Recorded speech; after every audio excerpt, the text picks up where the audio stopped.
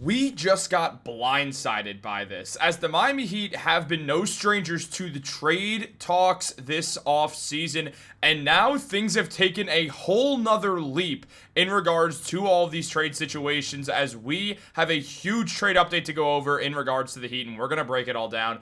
What's up, guys? Welcome back to Heat Digest. It's Chris here. We're going to jump right into things, as always. If you guys are part of that 85% that's not subscribed, guys, I don't know what you're doing. We got daily Miami Heat updates every single day. You do not want to miss out on all the great content that we got dropping for you guys. The NBA offseason is in full swing, and the Heat have found themselves in a ton of trade talks, so now is the time to stay updated on all the latest and greatest Heat updates. But let's jump into things. We know that Pat Riley is no stranger to having the Miami Heat in a bunch of trade talks in regards to a bunch of different players, and we also know that no matter what happens, the Heat are not going to go out of their way to try to tank at all. There will always be that need to compete, and there will always be that willingness to try to win no matter what the situation is, and the Heat have been better at that than basically any team in the NBA over the last 15 years. There's very few teams that have had as little downturns as Miami, and because of that, what's going on right now has everyone thinking that things are genuinely insane right now. As the Miami Heat, there's been a bunch of talks between multiple different parties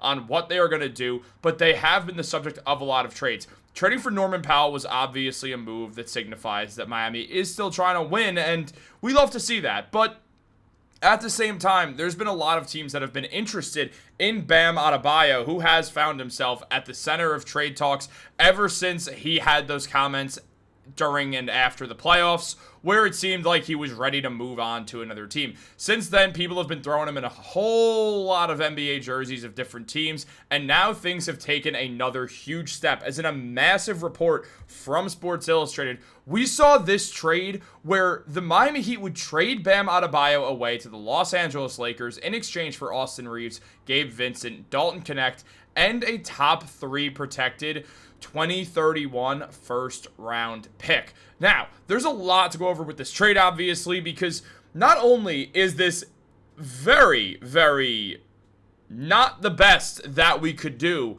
on top of all that, what we're also seeing is in this situation, we're not just seeing the Heat get young players. We're seeing one guy in Gabe Vincent who's just complete contract filler, a young guy in Dalton Knecht, and Austin Reeves as well. But there's a catch here that Lakers fans clearly don't want the Heat fans, and the Lakers clearly don't want the Heat to see, that obviously is going to get caught. Now, we're going to jump into the explanation of this. As Sports Illustrated did mention that, why would the Heat do this trade? This is a way to free up future space by getting ahead of his contract early with Bam Adebayo. Bam is a really good player, but if he does not get back to his level of play from where the Heat were in the finals in 2023, that is not going to be a good deal to have on the books. Miami gets Reeves, who looks like a potential all-star, and Vincent, who can give them depth on the bench and is plenty familiar with how they want to play. Also, he's just contract filler, let's be real.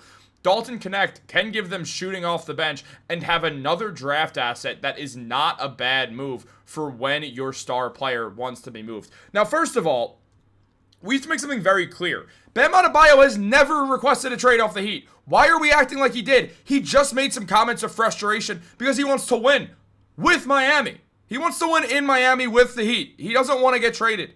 Until he requests a trade, there is going to be no way that Pat Riley decides to move on from Bam for a package that includes a protected first-round pick and bank it on Austin Reeves becoming the player that people think he's going to become, partially because he's on the Lakers. Now, I'm not trying to act like Austin Reeves didn't have a good season last year. He did. I'm not saying he didn't.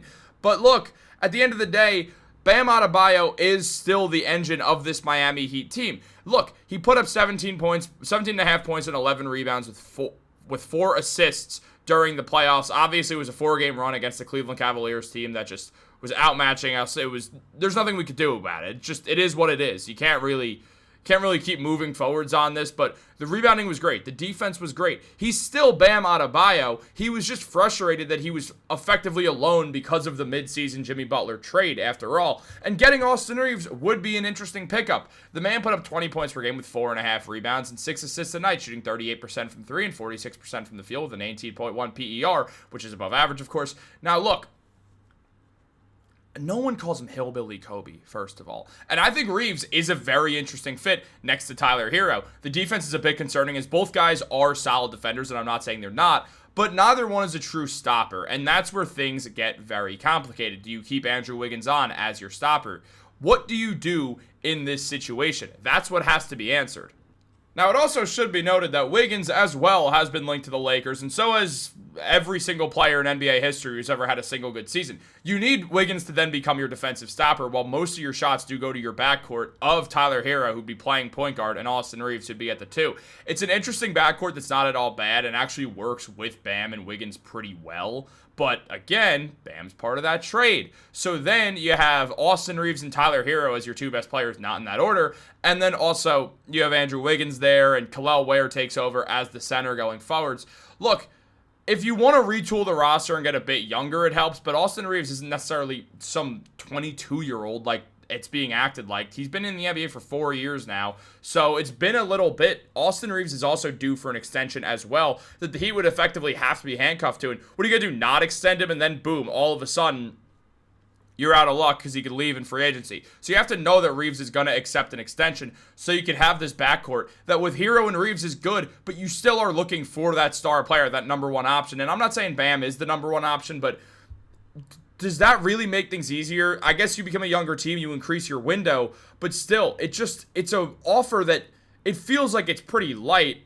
Now, Dalton Connect is going to be helpful. I mean, you get another 37% three-point shooter. Connect does have serious potential. I don't mind the trade necessarily. I just think that it's the Heat are getting so much less because at the end of the day, it's the Lakers. They get a free pass. That's not going to be true with Pat Riley alive. That's just not how things are going to work. And Sports Illustrated did also break down why the Heat would say no to this trade, saying, why the Heat don't do this trade. Are they really going to move Bam? This move would make them worse this season, and Reeves and Tyler Hero don't really seem like a great fit defensively together. Connect also has struggled in the summer league. Ever since leaving for the Lakers in free agency, Gabe Vincent has not been very good. This does not seem like a Pat Riley type of move. Reeves is also due for a huge extension soon. So everything I was saying, does this seem like Pat Riley's going to decide, hey, Bam, well, you made some choice comments, so we're just going to tell you to get the hell out of here? No, that's not going to happen. They're not going to trade for Austin Reeves, who's due for an extension or will walk in free agency for the franchise player of this team. That's absolute lunacy to imagine they would do that. And, oh, look, you get back Gabe Vincent. Yeah, Gabe Vincent once upon a time in 2023, but then he left for the Lakers and has not been good since. He put up 6 points per game last year, shooting 40% from 3 and 35% from the field. The numbers weren't good. Are we going to pretend they were? Because they weren't. He was not efficient with them. He's dealt with a ton of injuries since he went to the Lakers. This is pure cap filler, and we cannot pretend like it isn't. And if we do, we're doing all of ourselves a disservice. This is a terrible trade for the not a terrible trade for the Lakers. It's a phenomenal trade for the Lakers. They move on from Austin Reeves, don't have to pay him, and get the center that they need, and he fits perfectly next to LeBron and Luka, and then they become a great team. But that's why this trade was orchestrated, because it's not about the Heat. It's about not Austin Reeves even, because Reeves is now very expendable. It's about getting Bam to the Lakers so you could say that Bam's on the Lakers. That's what this is about, and we have to stop fooling ourselves. This is absolutely ridiculous. This trade should not happen, and I could not imagine a single person out there who's rooting for the Miami Heat would approve of this trade, and I would guess every single person out in LA who is a Lakers fan would 100% do this trade because it's lopsided and it's total Laker bias. What do you guys think? Let me know in the comments down below. Be sure to get back to you. Like this video, subscribe, turn on post notifications. Have a great day. I'll catch you later.